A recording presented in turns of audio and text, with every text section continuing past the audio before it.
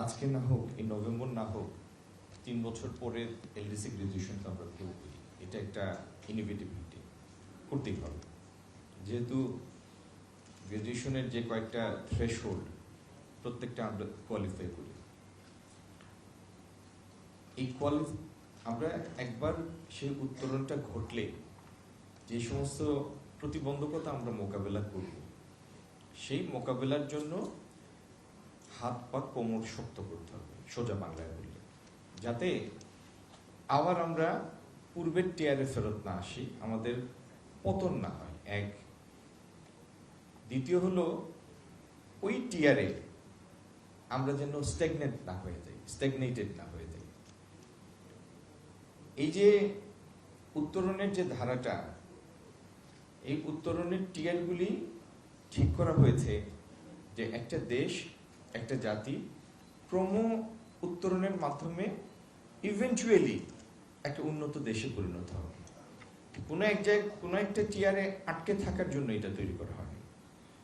যাই হোক, ইসি ফোর্জের সাথে এলডিসি গ্রাজুয়েশনের সম্পর্ক ঘনিষ্ঠ সম্পর্ক, কিন্তু এলডিসির কথা আসায় এই কথাটা প্রথমে বললাম। ইসি ফোর্জের প্রজেক্টটার একটা বড় দুর্বলতা হলো যে প্রকল্পটা শুরু হয়েছে 2017 সালে, কিন্তু আমরা দায়িত্ব নেওয়ার পরে যে কয়েকটা একনেক আমরা পার করেছি, প্রত্যেকটা একনেকেরই এটা একটা পরিতাপের আলোচনা ছিল যে কেন প্রত্যেকটা প্রকল্পের ক্ষেত্রে টাইম ওভাররান থাকে। হিউস্টনে রকিং টেস্টি, সীমানা ছাড়াও নিজেকে হারাও, কেন সময় শেষ হয় না।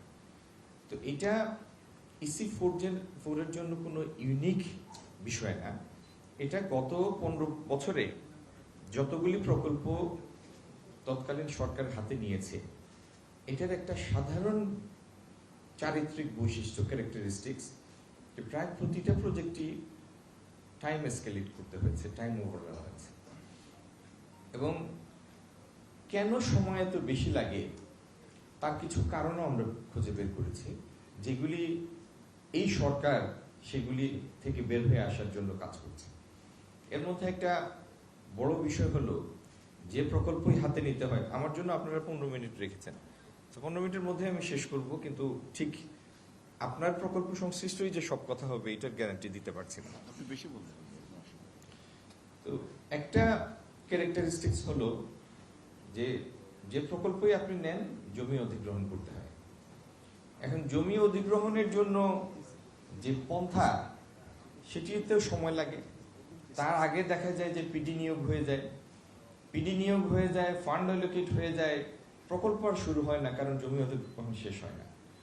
জমি অধিগ্রহণ তো প্রকল্প সরাসরি করে না, জমিকে অধিগ্রহণ করে জেলা প্রশাসন 7 ধারায় নোটিশ দিয়ে বিভিন্ন পন্থায় বের হয়।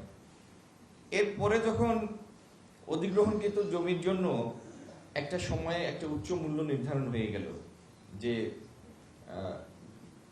এভারেজ প্রাইসের 3 গুণ দেয়া হবে, তারপরে এটির উপর কোনো ইনস্টলেশন থাকলে সেটার জন্য আলাদা মূল্য হবে, তখন দেখা যায় প্রকল্প যখন প্ল্যানিং কমিশনে থাকে, তখন প্রকল্প সংশ্লিষ্ট এলাকার কিছু বুদ্ধিমান লোকেরা বা বিভিন্ন সূত্রে খবর পেয়ে বুদ্ধিমান লোকেরা সেখানে দ্রুত জমি কেনেন, সেখানে দ্রুত টিনের ছাপড়া তুলেন অথবা হালকা পাকা বাড়ি তৈরি করেন, যাতে উচ্চ মূল্য পাওয়া যায়।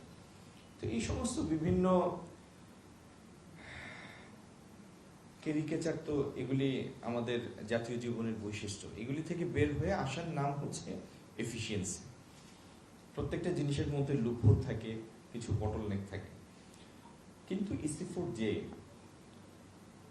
যে থিম নিয়ে প্রজেক্টটা তৈরি হয়েছে, থিমটা অ্যাবসলিউটলি সময় উপযোগী। এবং আমার এই 4 মাস সরকারি বয়সের মধ্যে ইসি ফোর নিয়ে বেশ কিছু সময় বের করতে হয়েছে, প্রকল্পটা দেখতেও গিয়েছি। এই প্রকল্পের এখন যে পর্যায়ে আছে, ভৌত কাঠামোটা অবকাঠামো হয়ে গিয়েছে। যেটা হয় নাই, মেশিনপত্র কেনা হয় নাই, জোর করে কেনা যেত, জোর করে কেনা গেলে সেটার মধ্যে সিলেকশন এবং কোয়ালিটির কম্প্রোমাইজ করতে হতো। এটা তো আমার জীবন থাকতে হবে না ইনশাল্লাহ, যতদিন সরকারে আছি। আমার সাথে যিনি অতিরিক্ত সচিব চলতি দায়িত্বে ছিলেন, সচিবের দায়িত্বে, এবং প্রজেক্ট ডিরেক্টর ছিলেন রহিম সাহেব, তারও যথেষ্ট ডেডিকেশন ছিল, কমিটমেন্ট ছিল। যে কারণে আমরা বিশ্ব ব্যাংকের সাথে আলাপ করে পরবর্তীতে মেশিনপত্র নেয়া, মানে যাতে সময় ক্ষেপণ না হয়। কারণ একটা প্রকল্প যদি কোনো কারণে অনেক মাস বসে থাকে, 1 বছর বসে থাকে, তাহলে সেটার মধ্যে একটা মোমেন্টাম লস হয়। এই মোমেন্টামও লস হবে না, আবার মেশিনের কোয়ালিটি কম্প্রোমাইজও করবো না, তাড়াহুড়ো করবো না। এই ডেলিকেট ব্যালেন্সটা তৈরি করার জন্য ওয়ার্ল্ড ব্যাংকের সাথে আলোচনা, এবং ওয়ার্ল্ড ব্যাংকও যথেষ্ট আগ্রহী, ওয়ার্ল্ড ব্যাংকের সাথে আলোচনার ক্রমে আমরা একটা পদ্ধতি স্থির করেছি, যাতে এই সময়ের মধ্যে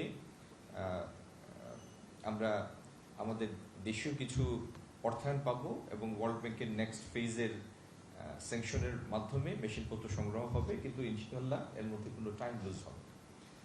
আর যে দুইটা সম্পন্ন হয়েছে, লাইট ইঞ্জিনিয়ারিং এবং লেদার, এটাতে আমাদের লক্ষ্য হচ্ছে আমরা আন্তর্জাতিক খ্যাতিসম্পন্ন একটা প্রতিষ্ঠানকে দিব এটার পরিচালনার জন্য। এটার কাজটা কি? কাজটা হচ্ছে ডিজাইন বিল্ডিং এ দক্ষতা বৃদ্ধি করা, স্কিল বিল্ডিং এর জন্য কাজ করা। এখন লেদারের পৃথিবীতে প্রতিষ্ঠিত যে কতটি দেশ, তার মধ্যে একটা হচ্ছে ইটালি। আপনি সিটি পাবেন, লেদার সিটি। লেদারে চায়না অনেক ভালো করছে, লেদারে ভিয়েতনাম অনেক ভালো করেছে। আমরা চাই, এটা তো আর মানে এক কোম্পানির সিলেকশনের মধ্যে হবে না, একটা বিডিং প্রক্রিয়ার মাধ্যমে আমরা সিলেকশনটা করব। কিন্তু এই দায়িত্বটা দিব একটা আন্তর্জাতিক খ্যাতিসম্পন্ন প্রতিষ্ঠানকে, যাতে এই স্কিল বিল্ডিং অপারেশন একটা আধুনিক স্ট্যান্ডার্ডের সাথে সমন্বয় করে হয়, এবং আমরা দ্রুত যেন সেই স্ট্যান্ডার্ডটা একুয়ার করতে পারি। আর এর প্রত্যেকটা ধাপের সাথে সংশ্লিষ্ট ব্যক্তি খাতের অ্যাসোসিয়েশনগুলি ক্লোজলি ইন্টারলিঙ্ক থাকবে, ইন্টারলাইন থাকবে ক্লোজলি, যাতে তালি দিলে মন খুলে দেন, না দিলে দিয়ে